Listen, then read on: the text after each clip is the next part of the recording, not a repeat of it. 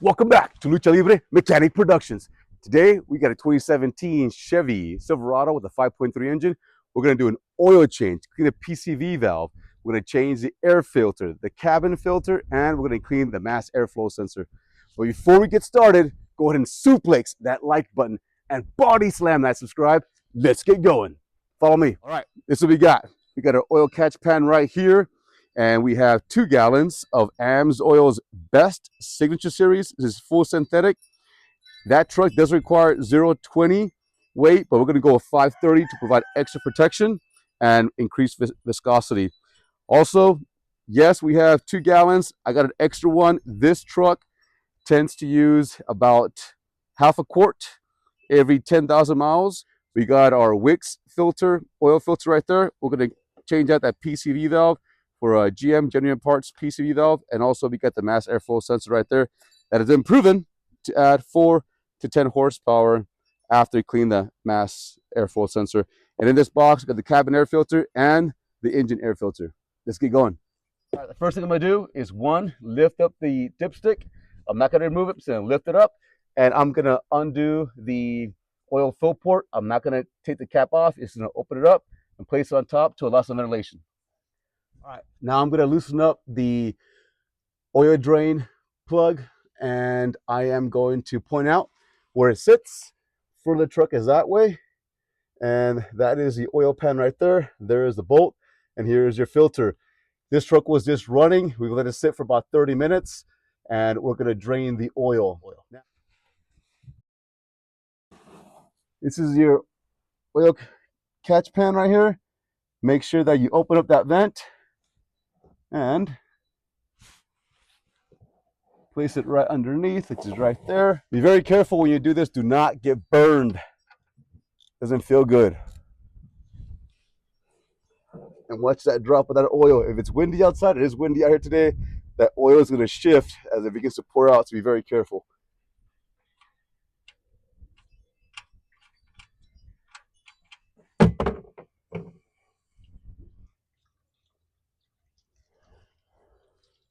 All right, this is a 15 millimeter bolt. These have a crush washer essentially with like a gasket built into it. Just inspect it, make sure it's good to go. You should be able to use it a couple of times. If not, you can just change it out as often as you would like. All right, straightened out for a little while now. I'm gonna put it back on. Please don't over tighten these. I'll put the torque specs on the video, but please do not over tighten these. It just creates issues for you or the next owner. Just do your best. All you gotta do is get it seated. Once it's seated, give it a quarter turn and you're good. Seated. There.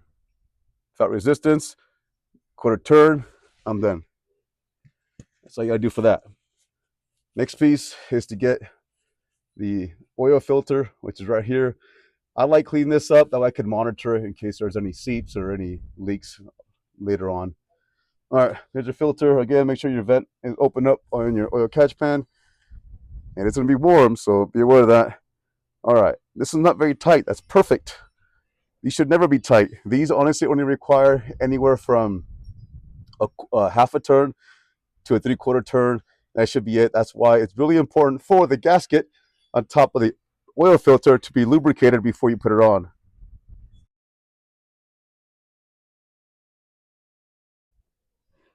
I'm gonna let it drain out a little bit first before I take it off completely. I try to save my skin from a burn. One thing you can do that's pretty neat is get a solo cup and just cup it and then unwind it, and it'll be a lot easier that way. Save you a mess.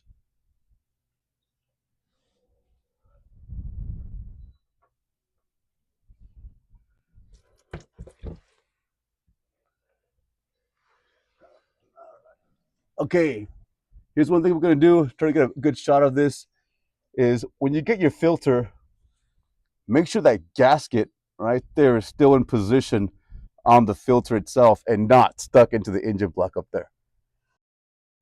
So that'll save you some time and energy and a leak, because if there's 2 on there, you're gonna get a leak. So just inspect up here, make sure there's no gasket stuck up there. See that chrome? It looks good. For this new one, here's a new filter right here, right? I'm just using some of the oil I got on my hand. You can use the old oil, you can use a new oil. Some folks prefer to use nice clean oil. You just want to get on there and just go ahead and place it back on. I'll be cleaning my hands here shortly to get better grip. Again, get it on there, do half a turn to a 3/4 turn after it's seated.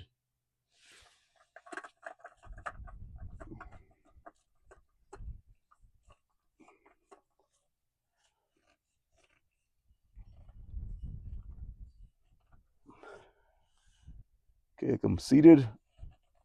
It's about 1/4, half, and that's it. That's all I'm gonna do. So I'm just cleaning off down here. Bolt is tight. Filter, good to go. Is when you open up these caps, make sure you take all of this foil off of it completely. Don't leave any residue on there because you don't want it falling into your engine. So just clean that off very cleanly. You'll be good to go. This takes 8 quarts. This truck is a little higher than most. So we're gonna climb up here. Oil fill plug. Earlier we had undone it. This is 020. We're not doing that. We're going with 530 for increased protection and viscosity. So put your funnel on there and then start pouring in. We'll be right back because I'm gonna need some help on pouring on this particular truck because it's so tall.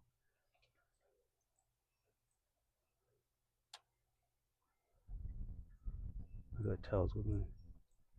Okay, so you saw the oil filter was replaced, the oil drain plug was tightened up, and I just filled it up about 7.8 quarts of oil.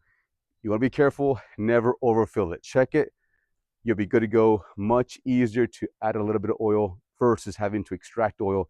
Really important you do not overfill it because doing so can cause damage to seals and gaskets. Now, you notice that I did not pre-fill the oil filter.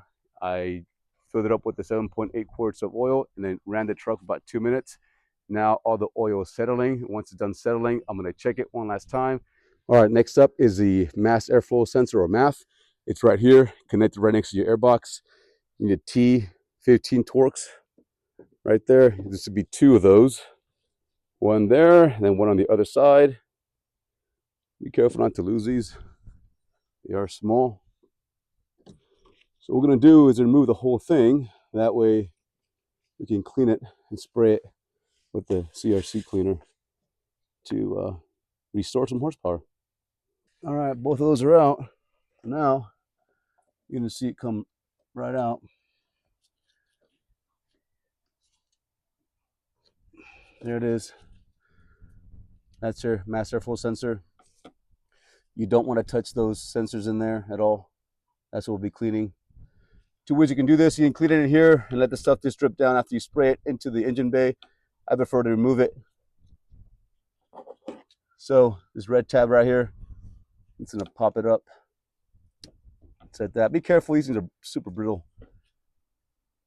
Once it's back, there'll be a black tab right there. And you can just push down on it. There it is, right there.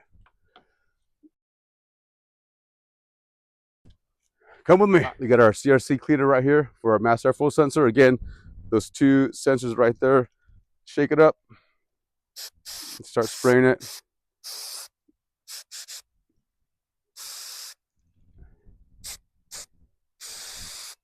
And just let it dry off and be good to go.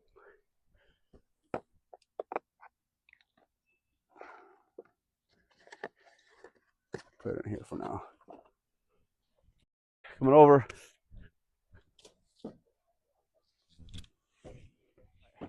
Mass airflow sensor is out. The next thing we're going to remove is a clamp right here. It takes an 8mm or a flathead screwdriver. It's 1 clamp right there. Next clamp is right over here by the throttle body. Screws right there. Then we're going to remove that hose and that hose over there, very similar to it right there. I'm going to undo this one right here. Just loosen it up enough to get the airbox out. Don't remove the whole clamp. And Just remove it like that, off to the side. And now we go on to the other clamp, right in front of the throttle body. It's right here, right there. Again, don't remove the whole thing, just loosen it up a good amount. And you got this clamp down here. So once you remove this clamp over here, loosen it up, you might need to just twist it. You can see up here, there's like a notch. Just grab the bolt area, or the screw area, and you can just move it upward. Just slide it to this section here. For these right here, these little clips right here, you just push upward from the bottom. It comes off. Same thing on that side. So now, that whole area is loosened up. So what we're gonna do, get your hoses off. Clamps are off here, clamps off there. You're just gonna remove it like that. Rip it off to the side. There's a throttle body right there. That one's pretty dirty. So that's something you can do at a later time. Now we're going to replace the PCV valve. PCV valve down here. It's going to be right there. Very similar clips. So it's going to be a clip on the back side. You're going to push down on, push in on, and then remove. All right, here's a connector to the PCV valve right here. See this white clip up here? You're going to need to push on it. As you push on that clip, you're just going to pull out. And the PCV valve is right there. You see that little shiny thing right there? That's it. Looks just like this. All right, that's the top hanging out. This right here, you're gonna need a deep 24 millimeter socket. 24. Be careful, there's a lot of brittle stuff down here. So these are plastics, so don't go crazy on them because it will break, it will snap inside that crankcase area. Nice and easy does it. All right, there you go.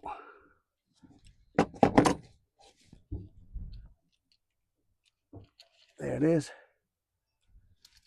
Should be rattling just like that. Here's a new one. Make sure it's nice and clean in there. There you go. And this controls the actual pressure of the engine.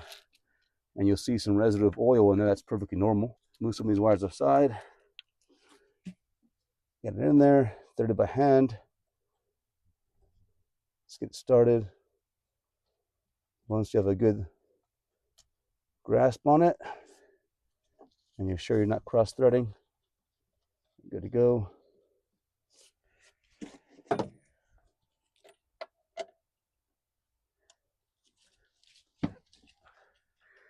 Again, plastic, so just get it seated. So it's seated. I'm using my hand. I'm not going to use a ratchet at all. Just boom. As soon as you're seated and it's hand tight, you're good.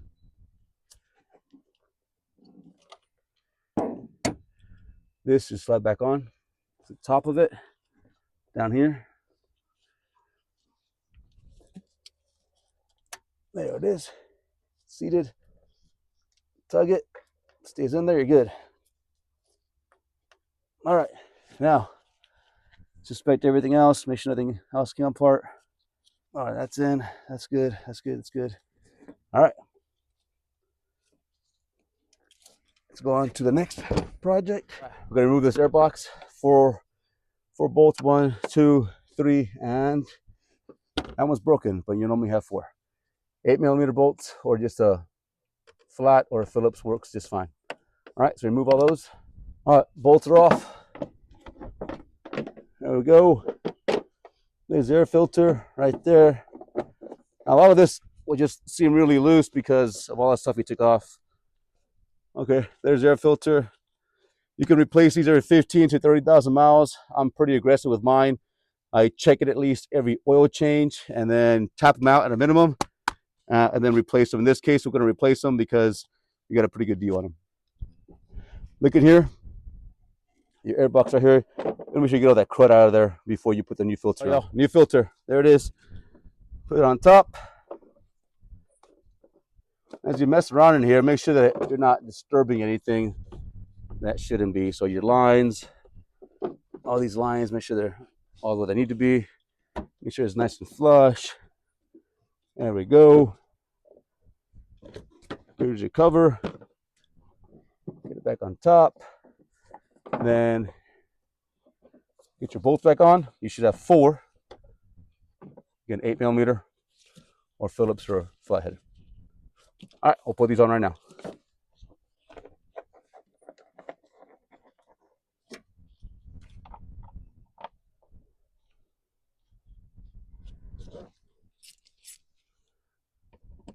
Here's your master flow sensor.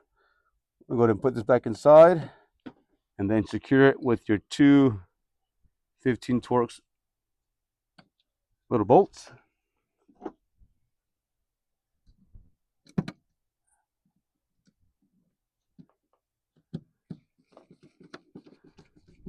And just get them nice and snug. Don't over tighten them. Do not strip them.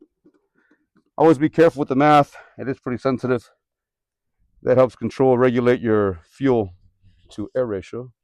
So sometimes if it's not clean, you'll get some stalling, some bogging down of the engine, and also your MPGs will drop. So always a great idea to clean this. I clean it every oil change, but you clean it every 2 oil changes. Again, I'm pretty aggressive with my stuff to make sure it's up to date. Okay, so here's a clamp you're gonna put back onto the throttle body. Here's a clamp for the air box, and then the 2 ventilation hoses go right there. So I like to line mine up with the throttle body first, center. There it is. And remember that little clamp that you move down? You're just gonna move it back down. We'll actually move the clamp up this way. It's a little hole. We're gonna move it down this way, push down, and there it is. It secures it there. Get your flathead, and then start securing that clamp around the throttle body. You will feel it get snugged, and then you'll be good to go. Since we're here, this one goes on first. There you go. Get that clamp. This one here. To take it off, you just gotta push down on this thing and yank it back, right? So push it back on, take it off, just push it on the top, take it off. Boom. On there. I always have to tug it. Make sure it's good to go. All right. Let me just double check. I got a good seal around my throttle body. Going all the way around. That's good. That's clamp. That's clamp. All right. Let's go on to the air box. All right. Here we are. The air box. Let me get this back on here now. There we go. So now we're going to tighten this down.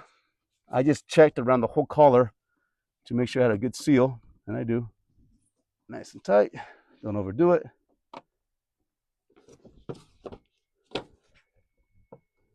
And I'm going to check one last time. Yep, all the way through. That's good. Don't forget about your sensor or your master full sensor. There it is. I'm gonna push down. You hear that clip? Push it right down, and you're good. Look at that. Give it a tug. Don't ever pull from the wires, just from the housing. That's in. So bolts for the MAF is good. Air filter bolts are good, and hoses are good. Throttle body is good. We just slide up here. That is it for that part. For the cabin air filter, I already did a video on it on a GMC 2016. Check that out. It'll be linked at the end. Stay tuned for the next video. And if you have any suggestions as to what we can do better, what vehicle you want to see us work on, leave a comment. We'll get it knocked out for you.